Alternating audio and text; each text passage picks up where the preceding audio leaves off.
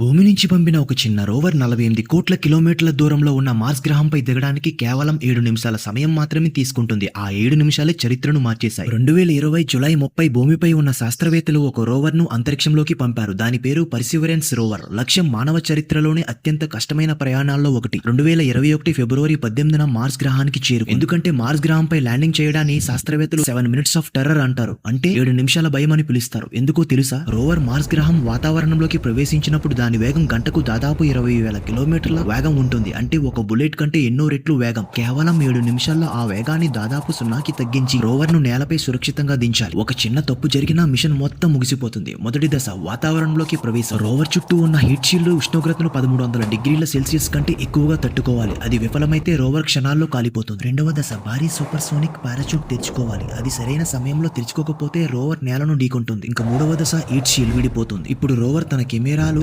రాడార్లతో నేలను స్కాన్ చేస్తుంది. ఎక్కడ రాళ్లున్నాయి, ఎక్కడ సురక్షిత ప్రదేశం ఉంది అన్ని కొన్ని సెకండ్లలో నిర్ణయించాలి. చివరి దశ అత్యంత ప్రమాదకరమైనది. Sky క్రాన్ manual. రాకెట్ ఇంజన్లతో గాల్లో తేలుతున్న ల్యాండర్ రోవర్ ను 3 కేబుళ్లతో నెమ్మదిగా కిందికి దింపాలి. అది సినిమా సీన్ లా అనిపించినా ఇక్కడే మరో సమస్య ఉంది. మార్స్ గ్రహం నుంచి భూమికి సిగ్నల్ రావడానికి సుమారు 11 నిమిషాలు పడుతుంది. అంటే శాస్త్రవేత్తలు రోవర్ ను రిమోట్ గా నియంత్రించలేరు. అన్ని నిర్ణయాలు రోవర్ స్వయంగా తీసుకోవాలి. అందుకే ఆ 7 నిమిషాల్లో శాస్త్రవేత్తల బృందం ఏమీ చెయ్యలేక కేవలం ఎదురుచూసి ఆ ఒక్క సందేశం కోసం ప్రపంచంలోని వేలాది మంది శాస్త్రవేత్తలు సంవత్సరాల పాటు ఎదురుచూశారు. మానవ చరిత్రలో అత్యంత ప్రమాదకరమైన 7 నిమిషాలను విజయవంతంగా దాటడం